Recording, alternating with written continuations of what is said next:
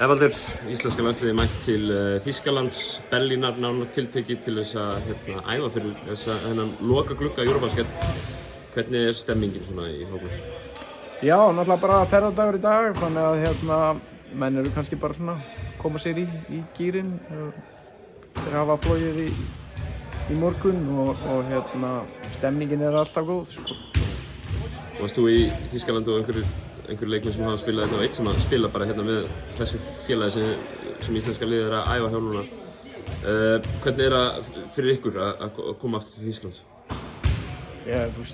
Það bara gaman að, Alba tók á móti okkur og leyfði okkur að æfa hérna og bara, fyrsta flokk aðstaða og bara gaman fyrir okkur að undirbúa okkur hér, sko.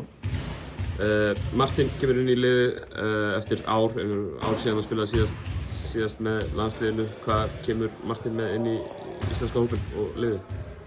Kemur náttúrulega bara með mikla hæfileika, búinn að spila á háu leveli rosalega lengi og náttúrulega fittar inn í það sem við höfum verið að gera og getur bara bætt við okkur auka snúning, sko. Já. Það eru Ungverjarnir á fimmtudaginn.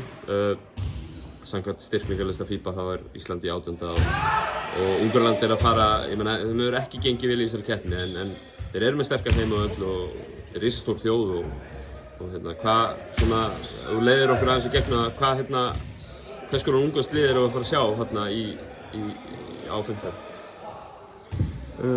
Sko, það náttúrulega bara eins og það nú svona bara, ákveðin tugga í þessu, ef við höldum að við eigum að vinna eitthvað eða eigum eitthvað, að þá fer það ekkert endilega sérlega vel, sko, sérstaklega þegar maður er á útivelli, sko, þannig að, approachið þarf að vera kannski svolítið svona, við þurfum bara að eiga okkar besta leik til að vinna á útivelli í körfubolta, punktur. Já.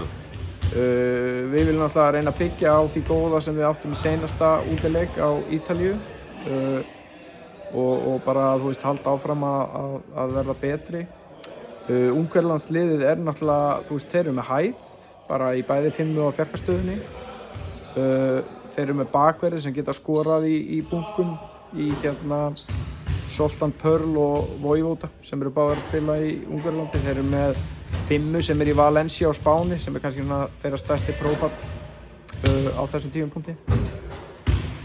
Þannig að þetta eins og oft áður, erum við minni, við reynum transition, þeir eru kannski meira hálfum velli, setplayum. Þeir mun mögulega stíga meira upp á bakverðin okkar heldur en við höfum verið að díla við á móti Tyrkland og Ítalíu sem dæmi, þannig að kannski aðeins öðruvísi svona vörn sem þeir koma með. Og við þurfum bara að vera klárir í allt saman, sko, og bara, klárir í hörkuleik. Ef þú fengir að nefna bara 1 til 2 hluti, hvað á eftir að skilja á milli liðanna á fimmtudaginn? Sko, varnarlega þá verða bakverðirnir okkar að vera rosalega öflugir, sko. Þeir þurfa að eyða rosalega mikill orku og þeir þurfa að vera með rosalega mikla pressu á boltanum og komast yfir skrínin án þess að þurfa að Tryggvi þurfa að hjálpa þeim of mikið og við þurfum að vera líka bara physical af boltanum þegar þeir eru að opna skorarana. Ef við náum þessum varnarleik í gang að þá erum við í toppmálum bara, finnst manni bara svona oftast, sama hverjum við erum að spila á móti, Auðvitað vona maður síðan, við vitum alveg að, Elvar Tryggvi boltaskinn á toppnum, Martin Tryggvi boltaskinn á toppnum eitthvað sem er hágæði í.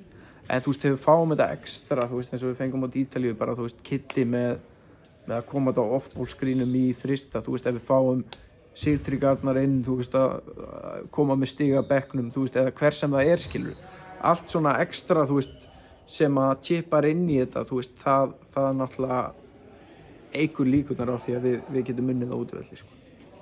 Gerðu það ekki, Baldur. Takk ykkur vel.